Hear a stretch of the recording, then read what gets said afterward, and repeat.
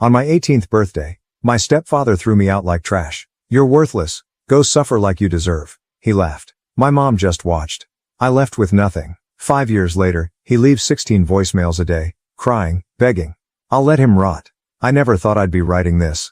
Honestly, I've been sitting in my car for the past hour, trying to figure out where it all went wrong. The McDonald's Wi-Fi is barely working, but I need to get this out. This morning started like any other day. I woke up to my mom's pancakes, birthday tradition since I was a kid. Everything seemed normal, except Gary, my stepdad, was weirdly quiet at breakfast. Usually, he's going on about his day or complaining about something, but today he just sat there, scrolling through his phone with this weird smile. Some background. Gary married my mom when I was 12. At first, he tried to be the cool stepdad, buying me video games, taking us to Six Flags, that kind of thing. But over the years, especially after he moved us to a different neighborhood, for better opportunities, things changed. He started controlling everything. My mom's spending, who she talked to, even made her quit her receptionist job because he could provide for us. I watched my once independent mom turn into someone who asked permission to buy groceries. The real problem started last month. I overheard mom crying about their maxed out credit cards. When I tried talking to her about it, suggesting she might want to look at their finances together, Gary completely lost it. Started screaming about how I was trying to turn his wife against him. Mom just stood there, staring at the floor like she always does when he gets like this. Cut to today. My 18th birthday. I'm supposed to start community college next month. Already got accepted. Was planning to live at home to save money. After breakfast, I was in my room packing up some old clothes for Goodwill when Gary burst in. He had my phone in his hand. Turned out he'd been reading my texts. He found messages where I'd been helping mom look into opening her own bank account. What followed was the worst 2 hours of my life. Gary went completely nuclear. Called me a manipulative little shit trying to destroy his family. Said I was probably trying to steal from them. When I tried defending myself, he grabbed my backpack, started throwing my stuff in it. "You're 18 now, an adult. Time to learn about consequences," he sneered, tossing my charger at me. "You want to play games with my family? Go play them on the street." The worst part? My mom just stood in the doorway, wiping her eyes saying nothing. When I looked at her, begging her to say something, she turned away. 6 years of Gary's manipulation had broken her completely. I managed to grab my laptop, some clothes and my important documents. Thankfully I kept them hidden after Gary tried storing them safely, last year. As Gary literally pushed me toward the front door, he started laughing. Actually laughing. "You're worthless. Go suffer like you deserve. Maybe if you learn your place, we'll let you come back." That was 5 hours ago. I'm sitting in my 2008 Honda Civic, the one I bought myself working part-time at Target, using McDonald's Wi-Fi, trying to figure out my next move. My phone's blowing up with texts from mom saying she's so sorry and, "We can work this out if you just apologize to Gary." I haven't responded. I've got about $1,400 saved up in my own account, that Gary doesn't know about. My buddy from high school said I can crash on his couch for a few days while I figure things out. I'm scared, yeah, but mostly I'm just done. Done watching Gary destroy my mom's life. Done walking on eggshells in my own home. The community college email about orientation is still sitting in my inbox. I'm going. Gary wanted to teach me about consequences. Fine. But I don't think he's going to like how this plays out. I don't even know why I'm posting this. Maybe I just needed to tell someone. Maybe I needed to get it all straight in my head. Either way, I'm not going back. Not to apologize. Not to beg. Not for anything. Update 1. I wasn't planning to post an update, but something happened yesterday that made me realize how far I've come.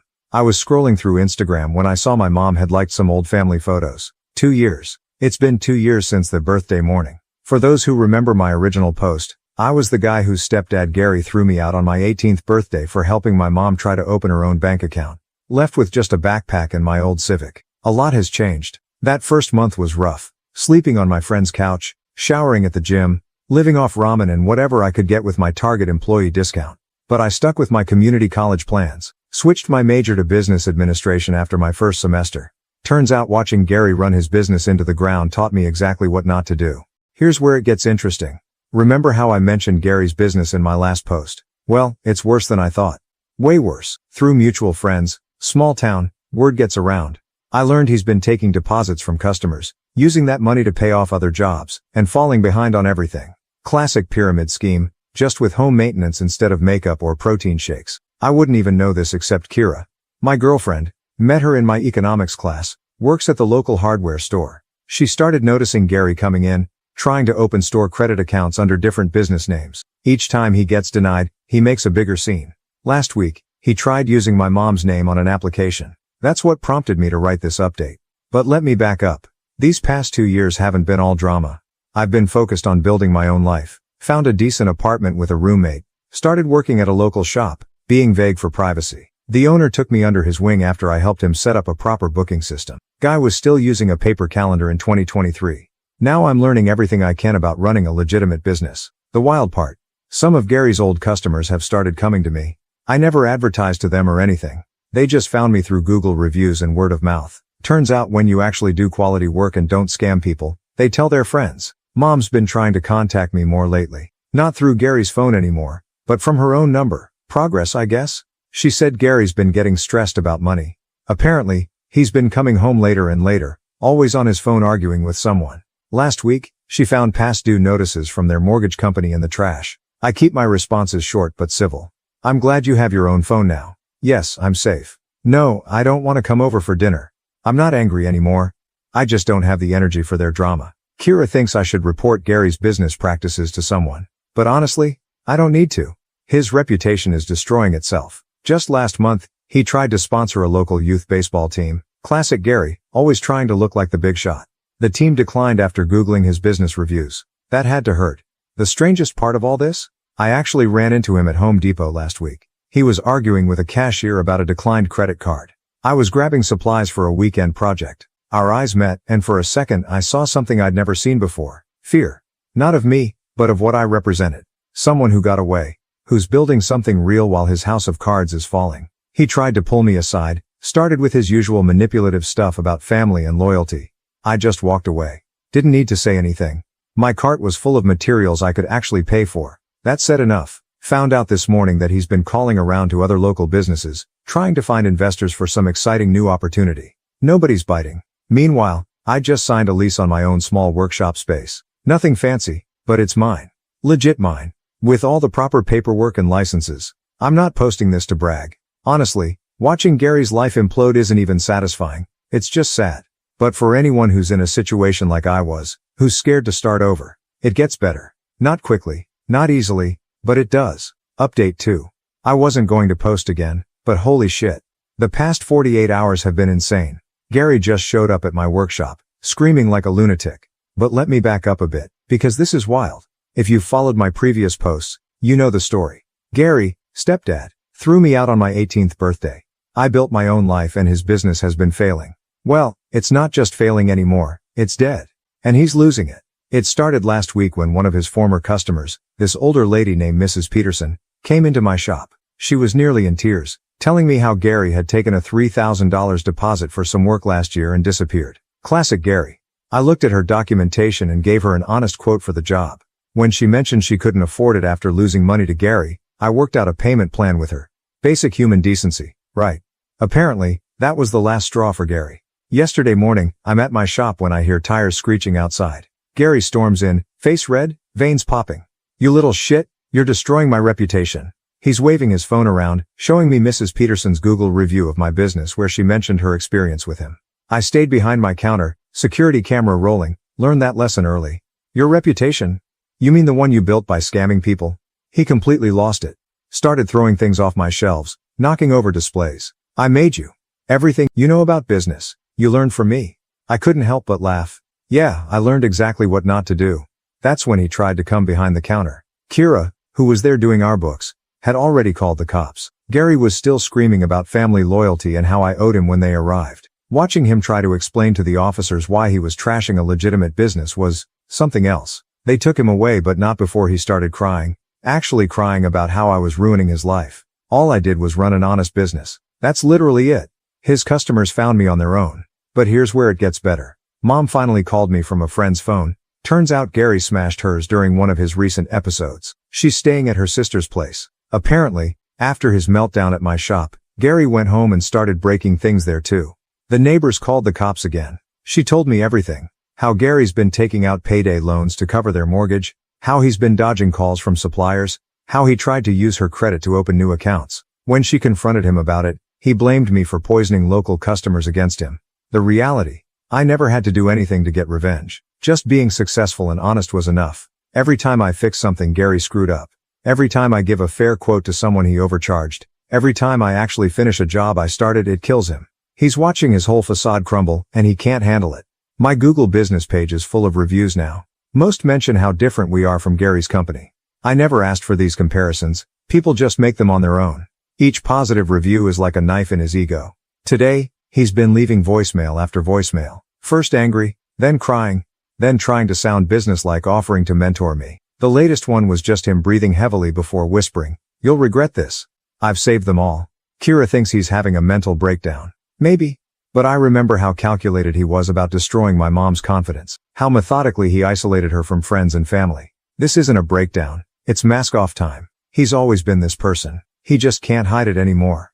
Mom's talking about divorce. Finally, she found his stash of unpaid bills. They're way deeper in debt than she realized. The house she loved so much. The one Gary convinced her to put in his name for tax purposes. They're 3 months behind on payments. I'm not going to lie. Watching his life implode feels right. Not because I did anything to him, but because he did it all to himself. Every shortcut, every scam, every lie. They're all catching up at once. And the best part, all I had to do was run an honest business. Finally update. This is it. The final chapter of this whole mess. And wow, what a ending it turned out to be. Quick recap for those just joining. Stepdad Gary threw me out at 18. I built my own business. He lost his. And last update ended with him in jail for violating my mom's restraining order. Well, things have escalated. The bank foreclosed on their house last month. Gary hadn't made a payment since September. Mom's been staying with my aunt, filing for divorce, while Gary's been crashing at some weekly rate motel. At least he was, until they kicked him out for fighting with other guests. Here's where it gets interesting. The house was going up for auction. You know, the same house where Gary made me pack my stuff in a backpack and threw me out? Yeah, that one. The one where he told me I was worthless and would never amount to anything. I bought it. Not because I wanted to live there, hell no. But because watching Gary's face when he found out. Worth every penny of my savings and the business loan I took out. I didn't even have to tell him. He found out when he drove by, breaking the restraining order again, and saw me and my crew cleaning out his junk from the garage. He completely lost it. Jumped out of his car, screaming about how I was stealing his legacy. Started throwing things at my truck, calling me every name in the book. One of my neighbors caught it all on their Ring camera. "This is my house," he kept screaming. "You little shit, you planned this?" I just stood there, holding up my phone recording him. "Actually, Gary, it's my house now. All legal and proper, unlike how you used to do things." That's when he tried to rush me. Didn't work out well for him. Turns out my crew doesn't take kindly to some guy attacking their boss. They just stood between us, not even touching him, which made him look even more unhinged on camera. The cops showed up, again. This time, they weren't so gentle with him. Turns out violating a restraining order multiple times has consequences. Who knew? But here's the real kicker. Remember all those customers Gary screwed over? I'm turning the house into a community center. Already got approval from the city council. We're going to offer classes for kids, job training, financial literacy workshops, all the things Gary claimed he was too good for. Mom came to see it yesterday. First time she's been back since moving out. She broke down when she saw the future home of Second Chance Community Center sign we put up. "He always said you'd never amount to anything," she said, looking at the building. He was so wrong. We're keeping one room as a small museum of sorts, displaying all the documentation of Gary's scams, the screenshots of his threatening messages, copies of the bounce checks, everything. Not out of spite, okay, maybe a little, but as a warning to others about financial abuse and manipulation. The local domestic violence shelter is even going to use it for their education programs. Gary's still leaving voicemails. The latest ones are something else. Yesterday he left 16, I counted. Most were just incoherent screaming about betrayal and family loyalty. Some were crying about how he made me who I am. The last one was just him threatening to expose how I stole all his customers. I played them for my lawyer. She just smiled and added them to the file. The community's response has been incredible. Local businesses are donating supplies for the renovation. Gary's old customers keep stopping by, sharing their stories, offering to help. Each one starts with, "I don't know if you remember how Gary." Trust me, I remember. I remember everything yesterday. I saw him parked across the street, watching us work. Just sitting there in his beat-up Corolla. Quite a downgrade from his precious BMW. Staring at the house. I waved. He flipped me off and peeled out so fast he left skid marks. Kira thinks I should feel bad for him. "He's lost everything," she said. "No," I told her. "He threw everything away. There's a difference. Mom's doing better. Started a new job, got her own apartment, even joined a support group for domestic abuse survivors. She apologized for not protecting me from Gary, but honestly, I'm just glad she's finally free me. I'm good. Business is growing. Just opened a second location. Kira said yes when I proposed last week. We're planning a small wedding. Nothing fancy, just friends and family. Well, my family. The ones who actually act like family. As for Gary? Last I heard, he's trying to start over in another town. Good luck to whoever gets him as their new neighbor.